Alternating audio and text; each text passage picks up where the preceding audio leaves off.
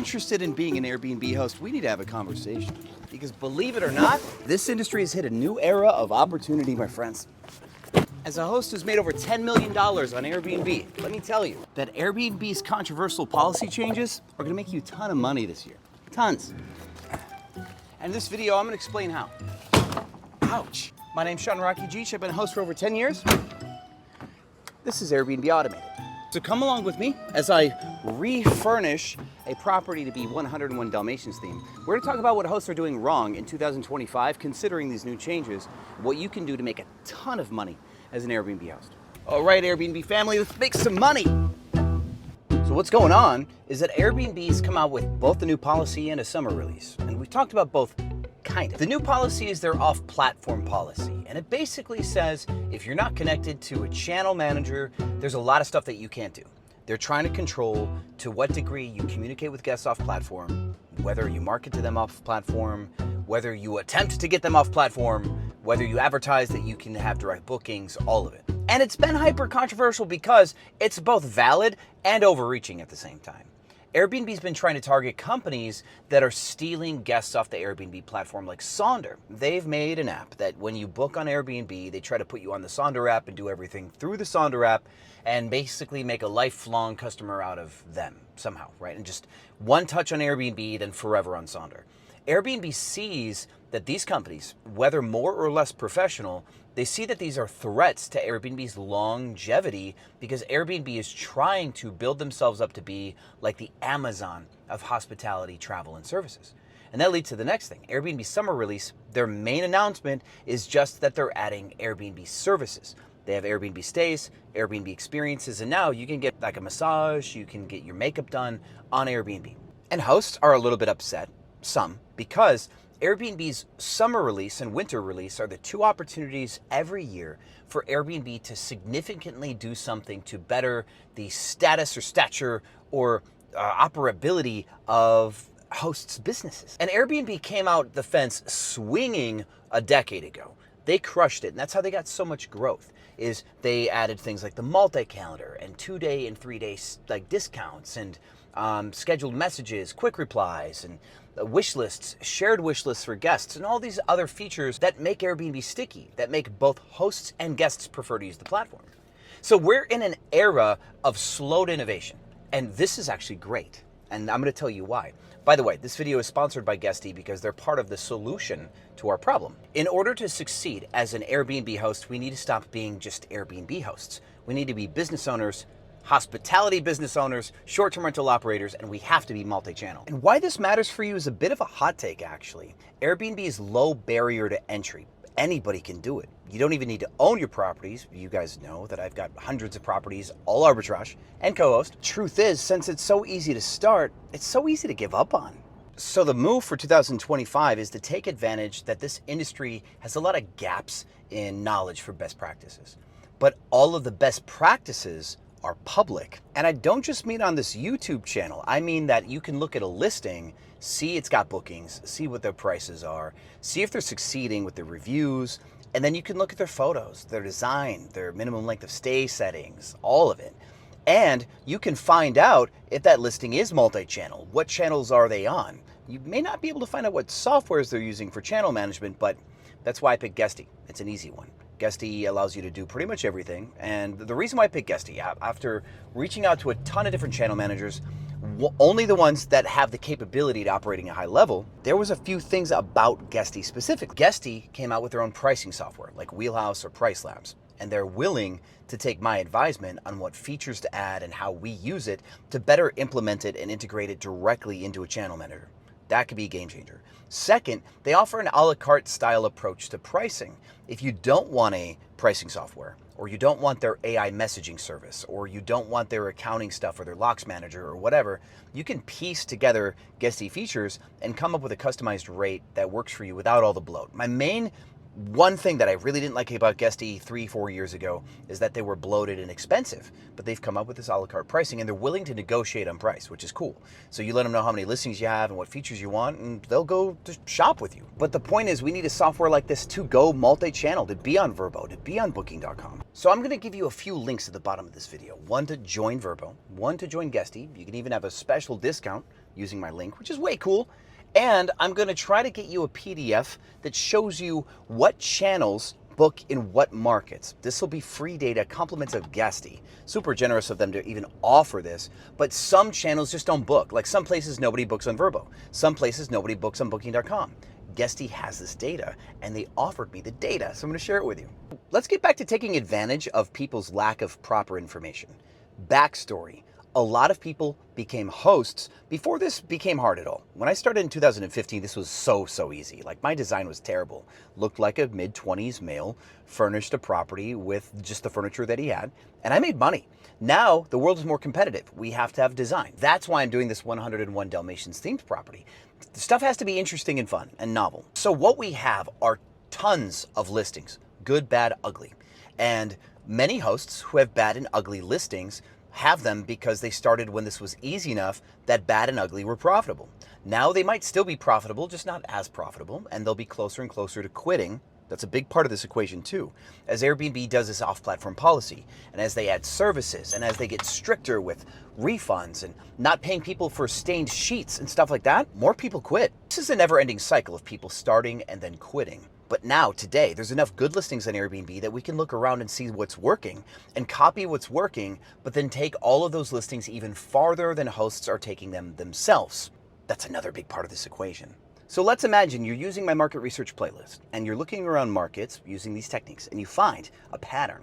Either yellow properties are making a ton of money, or properties with hot tubs or rooftop decks, or that the host always looks like a grandma with a sheet of cookies in her profile photo. There are some things that are making more money that you can identify compared to everybody else. But you also notice that the 3 or 4 or 5 best listings also have a few shortcomings. Natural ones, because small business owners never do everything perfect. Either their cleaning fee was out of control, or they have a 4-night minimum stay that never gets any shorter, or they never get any bookings on Tuesdays, Wednesdays, Thursdays, ever, because their prices are off. Or their bedrooms are kind of ugly. Everything else is pretty, but their bedrooms are really mid. This happens all the time. Anything that you can identify that's not being done good enough, you can change. And there's a couple assumptions that we can make. People aren't on enough channels because they're not using Vrbo and Guesty, Booking.com. 2, people aren't nearly as dynamic enough with their dynamic prices. They typically just add Price Labs or Wheelhouse and they stop there. That's all they do. I.e., they're not managing their pricing software to get the best results. They're just trusting it at face value. And 3, they're not adapting to design trends. They're not adding new cool amenities. They're not adding novelty. They're not staying innovative. And this is really vague, I know. But imagine you took the 3 best listings in any market and you combined them all. One had like hanging basket chairs, and one had really cool murals or wallpaper. One slept a ton of people. One had a hot tub.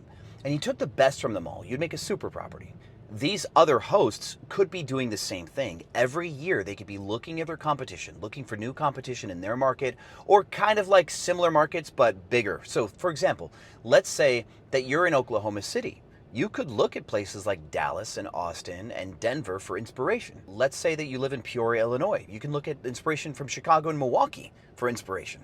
And you could be bringing new stuff to smaller markets, but hosts aren't doing this. This is another assumption where hosts are making this mistake. Guesty has implemented a version of my wish list strategy that I teach my private students in Cracking Superhost. If you use the price optimizer, you can create competitive heats. And those competitive heats, Guesty will stock those listings, which is very cool. Guesty also has all of this crazy data. They can break down stuff for us that AirDNA would want to charge tens of thousands of dollars for. But Guesty has that data direct, where AirDNA a lot of times would have to extrapolate that data. Guesty can tell us, and I'm going to ask them if they can give this to us, what the average length of stay is for a 4-bedroom property versus a studio, right? They have this data because Guesty, being one of the biggest channel managers in the world, has more reservation data than any other channel manager.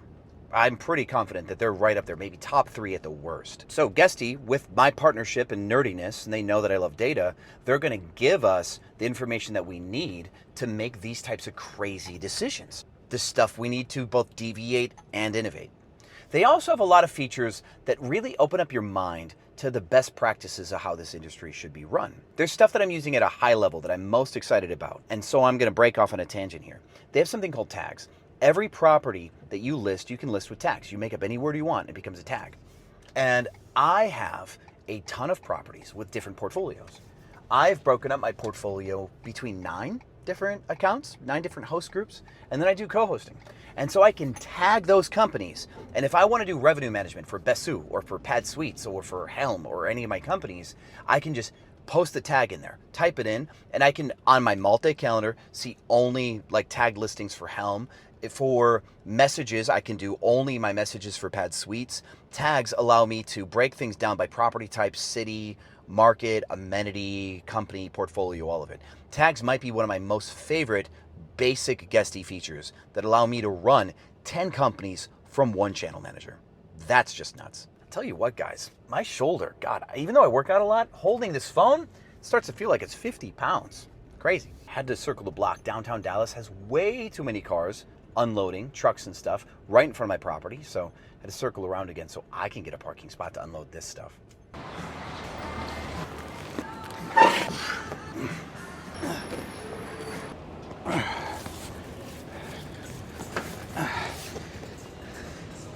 Hopefully I didn't break this thing, but as you can see, what I'm doing is I'm trying to remodel some units to be more interesting looking, and then I'm going to try to run them the best that I can, better than other hosts, naturally.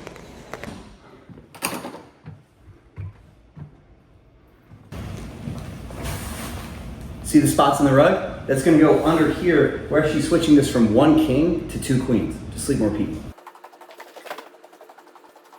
So the reason why I chose Dalmatian theme is actually the couch. I wanted to do this on a budget, not have to spend a ton of extra money, and the couch has got this rounded black shape. I'm like, you know what? It's kind of like a Dalmatian spot. Best practice here, work with what you have if the stuff that you have does not hold you back. Too many hosts try to renovate using like ugly stuff, and they should throw the ugly stuff away. You need to be honest. But if you have stuff that could still look cool conceptually, then build the concept around the couch if you can. So when I list this property, let's go through the blueprint here. Make the property cool, novel, Dalmatians themed, good photos. You can use my new company, the B&B Photo Factory, to take photos, by the way, instead of hiring a real estate photographer. There'll be a full video on that one day, soon. Once you have your photos, you create your listing. You'll create it on Airbnb. You'll create it on Vrbo. You can even use Guesty to distribute to Booking.com. I'm pretty sure they'll make the listing for you, which is really, really cool. Because Booking.com is just egregiously clumsy. Now, you also want to have payments by Guesty active because you want to have your own like booking and merchant engine. You don't want to be reliant on Vrbo and Booking.com for the payment systems. And I used to say, you have to have payments by Booking before you use Booking.com.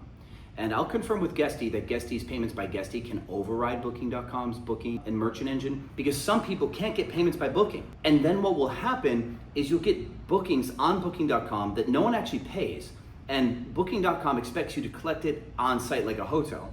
The guest never arrives and never pays, and then Booking.com charges you their 18% because they assumed the guest arrived and they assumed the guest paid off platform. It's a fiasco. But payments by Guesty allows you to, on many channels, including Vrbo, collect money and then have it go through just like the way that you would collect money for your own direct bookings. Real good feature. And what's cool about this is when you collect money in advance, you get to put that in your pocket and you can grow with it. So say highly seasonal markets where you're gonna make 50% of your income in 3 months. One of my new students in Scottsdale, she has a $22,000 per month mansion in Scottsdale. Beautiful property. And it makes the money, almost all of its money, in February and March, maybe a little bit in early April.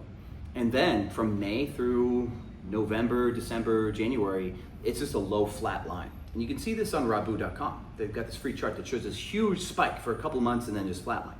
Majority of our money comes in a very short period of time. And the lead time on our bookings should be 8 months in advance. Should be, because the property is so massive and so expensive.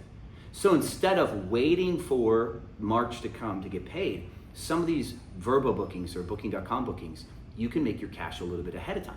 And that way, If one of your markets seasonally you're supposed to lose a couple $1,000s a month, like in January, February, somewhere like Chicago maybe, you can float those losses with future incomes. That's another cool thing about payments by Guesty.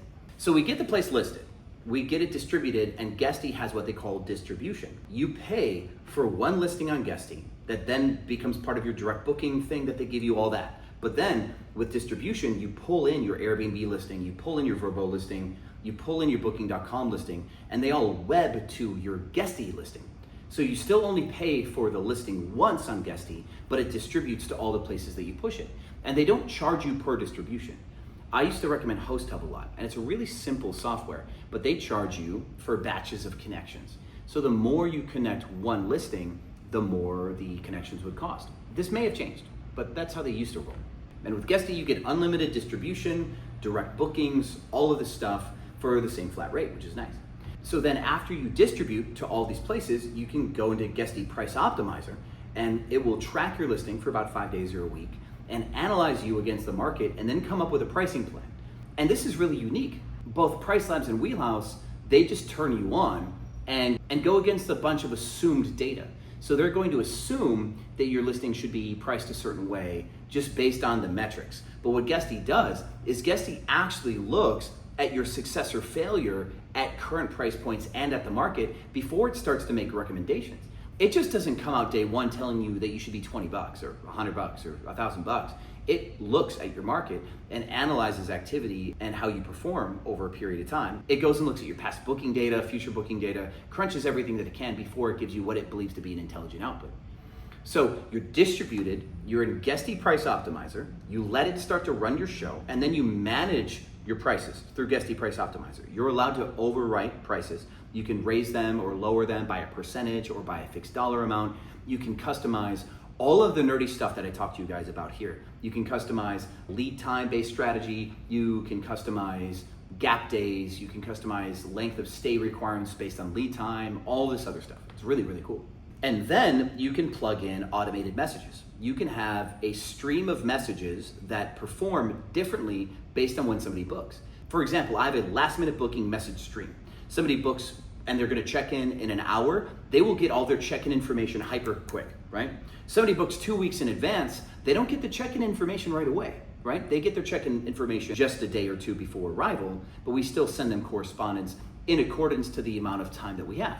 If somebody's gonna arrive in 4 months, you can take a lot of relaxed time to give them certain facts about your property and certain recommendations. If somebody's arriving in 2 hours, you don't have that relaxed amount of time. And there will be some communication that we cut out because we're just not gonna bomb somebody with 14 messages in 2 hours. So when somebody books hyper last minute, we can also make an assumption about what kind of traveler they are. And yes, I will do a whole video on message strategy and lead time for you guys when we will use the Guesty platform, and I'll show you how to plug it in and build it, which is cool.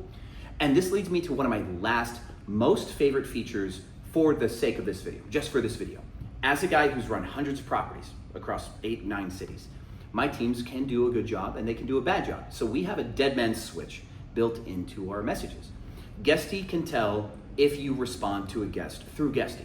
So your team's on Guesty and your team is on Guesty and guests are messaging. And then if your team fails to message back in a period of time, I have automated messages that will say, it looks like we haven't reached back out to you yet. Please text this phone number for additional immediate support. Day of arrival, that is set at 10 minutes. If somebody is arriving and they're having a problem with a lock or something and we don't respond in 10 minutes, it gives them a cell phone number to contact me. Way cool. Any other day of the week, we give it 30 minutes. So if somebody has already arrived or is not queued to arrive yet, we allow 30 minutes before they get that same cell phone number to contact me for additional support. But on the day of arrival, we only give 10 because that is the most important day of that person's life, according to us, is that they get check-in support. And this has changed the game. I get maybe like a dozen or more of these messages a week where people are checking in and my team just wasn't quite fast enough. And that's okay, right? That's what it's built for, is if my team isn't being excellent, I get a text message to save the day. And I'm totally cool with that. Ugly stuff like this has to go. I don't know how we got to this point and we allowed this to happen, but I was like on vacation for 2.5 years, and this is one of the properties that we set up while I was on vacation. And this isn't exactly a TV stand. It's still better than some people. Some people will just mount a TV and put nothing under it. So this has helped. But I bought this massive black mid-century modern kind of TV stand that looks very Cruella de Vil. And this wall here, where the spots end, we're taking off these little bits of gold artwork. They don't belong. But I'm going to write a quote in stencil from Cruella de Vil that says, "I'm just getting started, darling." I think that's going to be cool. And then under it right here, we'll have 2 makeup stations. They're not very wide. They're probably as these 2 things max. And the 2 makeup stations will have a vanity mirror and a place for girls to do makeup. There'll be 2 of them. So women can do their makeup in the bathroom and at 2 makeup stations. And then there will be 2 queen-size beds on this back wall. So we're gonna be able to sleep 4 people instead of just 2. So we can up our sleep count. We will have key amenities for females. The design is obviously for females with Cruella de Vil. And I will maybe even try over here to get like a very high-backed throne that's like black and white, half black, half white. Would be very Cruella de Vil too. And of course the couch will work. The couch will be just fine. Like I said, it's got that rounded look. So not an expensive makeover. I think buying everything, including 2 new queen headboards and mattresses, I'm looking at $2,500, including the paint, max. Real affordable makeover. Also, see that under the bed? That naked lack of footer box under the bed just looks super cheap. A rug will fix that. We put that Dalmatian print rug under beds. It'll make that kind of ugly bed situation a little less ugly. But the new bed frames that we bought have footers, and I recommend that. The reason why is when we take photos, there is a perception of effort that people see in our photos. And I'm doing a whole video on the psychology of this later, but when people see photos, they're looking for clues that they're gonna get finessed, that they're gonna get taken advantage of, or that the host doesn't care. And a well-designed place, clean, good photos, doesn't mean the host actually cares, it just means that maybe he had some money. So guests are actively looking for little signs that the host is like an absentee landlord with a little extra cash, because they've seen enough greedy land grab behavior post-COVID, right? So this kind of thing right here is a sign that somebody just doesn't really care enough. A completely empty property, really sparsely furnished, sparsely decorated, these are signs that people don't care. Like a really cheap coffee station is a sign that people don't care. Like a Keurig. I think Keurigs are so low effort, just like a little thing in some pods. I just think it looks low effort, and I think it does deter guests to some degree. And so to succeed in 2025 as an Airbnb host, there are multiple points that we have to attack. One is before we get the property, we need to identify what amenities, style, bits of architecture, really high ceilings, right? Big windows, exposed piping. This building has a lot of character. And my market research said central units with a lot of character will do well in Dallas. And these properties do really well, even though they've been furnished like trash.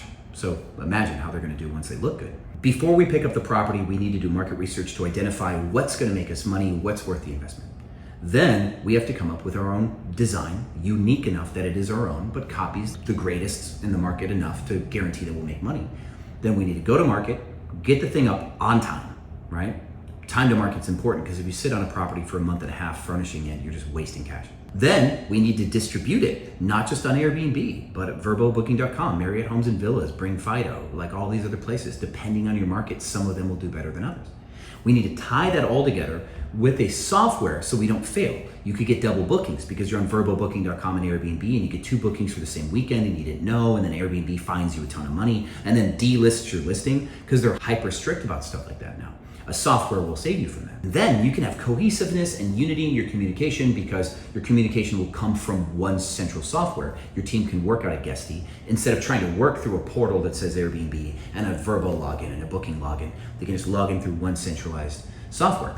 And that software is so evolved now that it even has AI responses. This is really cool, and this will have to come later because I'm just starting to use it. But Guesty, what it looks like it's doing is it's going through all of our old information. It's going through all the listing information, but all of our old chat messages, and seeing if a guest ever asked a question, what answer did we give before? What's the Wi-Fi password? Or I don't understand how to use the shower or something. And Guesty comes up with answers, and they come up with answers that I know I didn't put in my listing manual. It's not in the house manual, so they must be going through old messages. And so now you can have a VA who doesn't necessarily know everything, and you forgot to train them appropriately, but Guesty digs for the information in the repository of the graveyard of your old reservations. Way cool. And these types of software hacks. I allow you to focus on all the other stuff that kind of matters. When I told you that we only allow my team 10 minutes to respond before they get my cell phone number, this is one of those high priority things that hosts need to focus on, which is the human touch of this industry. If you do not care about your guests, they will know, and they will give you a review accordingly. And so what I've done is I've made it as impossible as possible for my team to make a guest feel like we don't care. And I focus more on that stuff. I can focus more on inventory control, quality of clean. My team doesn't use Guesty for the housekeeping tracking yet, but they have that built into Guesty. I just need to do more of everything else before we use Guesty for housekeeping management, and I will tell you about that later. But in the value delivery, because that's what we do, is we deliver value. We're a business. In the value delivery, we pick a property that we think is going to win based on data. We set it up to perform based on our data. We then operate based on best practices. We try to punish other hosts for the fact that they're making some mistakes, not changing their prices enough, proactively or far enough, using length of stay problems, having bad photos, having inefficient cleaning systems, whatever. We punish them for their mistakes. We try to do as much right as we can. And we are always keeping our ear to the ground for innovations, for changes in the industry where we can stay in front. And you'll notice almost every influencer on the planet now is trying to do revenue management coaching. They're trying to do pricing boot camps, and they're trying to give you pricing tips. And man, like, I don't know. I think my very first video 8 years ago was how to use the multi-calendar to change your prices to get 100% occupancy. That's been one of my platforms for 8 years. And now finally, other coaches are waking the hell up that Price Labs and Wheelhouse aren't enough, that you have to manage your prices. Good job, everybody. You're 8 years too late. And this is my point. If you are a host that is relying on someone else to figure something out, and then it has to get diluted through 5 years or 8 years of influencers being slow before you find something out, do you want to be 8 years behind the ball? No, you absolutely do not. This industry has accelerated enough to a point where you have to be a business owner. Sorry to let some of you guys down. Passive doesn't really work. You can make this passive, but just like Facebook is passive for its investors. You can own shares of Facebook, and that's passive for you. But if you worked at Facebook, it's not passive, right? You can make this passive through building a company that you can own the equity. But this is accelerated to a point that you have to be a business owner to hang and bang, and there will be innovations. With Airbnb's off-platform policy changes, needing a channel manager now to even check people's IDs, Airbnb adding services, which allows you to do what I call wage arbitrage, where you can have your own massage therapists, you can have your own makeup artists, you can have your own private chefs. And Airbnb maybe is giving us a more high trust way to sell those things, even though you could use the host code. That's been around for a while. There are other ways to sell these things. But Airbnb will materially change the landscape of added services. And this is one example of innovation. And with it all, anytime changes happen, let me go back to the beginning of this video about why this is so great for all of you. Anytime that an industry materially changes, there are people who have 1 foot out the door already. They're already sore because Airbnb wouldn't remove a review. They're already sore because they lost a resolution for damages. They're already sore because a guest was a dick. They're already sore because there's just been too much maintenance. Like, I have raccoons in the ceiling of one of my properties, and it's taken over a week to get these raccoons out. It's kind of annoying. And one of my dryers went out, right? The dryer will turn on, but there's no heat element anymore, so we gotta get that repaired. And sometimes, for hosts, it feels like when it rains, it pours, right? And then Airbnb does one more thing, or Vrbo does one more thing. And they, like Vrbo and Airbnb both up their cancellation penalties. If you cancel on a guest last minute, both Vrbo and Airbnb will levy a 50% fine in addition to the guest getting a refund. And when these things happen, people quit because they're already broken enough to want to quit. And this is what's so great. If you're one of the people that doesn't quit, then there are less hosts. And then the people that come in don't have nearly as much context as you do. Because if you're 4 years or 6 years in the game, somebody whose first year might be fresh and full of motivation, sure, but they lack all the context and expertise. And so even though they could copy your listing, they still do lack a lot of context. And so you will always have the advantage of knowledge if you're a tenured person in the game, as long as you stay open-minded. The people who quit, they kind of dig their heels into the ground and they don't make any changes. And because they think on principle that they shouldn't have to. Don't be the Toys R Us of Airbnb. We are counting on people to not evolve. It's the constant rotating door of hosts leaving, new hosts joining. I love it because when hosts quit, you can also buy out their furniture too. That's the easy way to grow. When Stay Alfred went out of business with their 3,000-ish doors, a ton of us got a bunch of free furniture. I got free furniture. Actually, I've got one of Stay Alfred's couches in one of the units in this building, for example. So over the years, we deliver value, we deliver it well, we keep our ear to the ground for innovations. We don't let other people get ahead of us for 5 or 8 years. We stay at the front, we study, and we adapt. And sometimes we have to refresh listings because even if it's a good design, your stuff can get old. And when your stuff gets old and it's time to replace the stuff, you might as well look for what is the most popular design that I can do today. Since I'm buying new stuff, let's buy the right stuff, not the same stuff. So cat's out of the bag, I'm using Guesty, and there will be a flurry of videos on features and breakdowns. I'm also making a course on pricing that will use Guesty's GPO. Anybody who signs up for Guesty through my link or codes will get free access to my Guesty Price Optimizer course.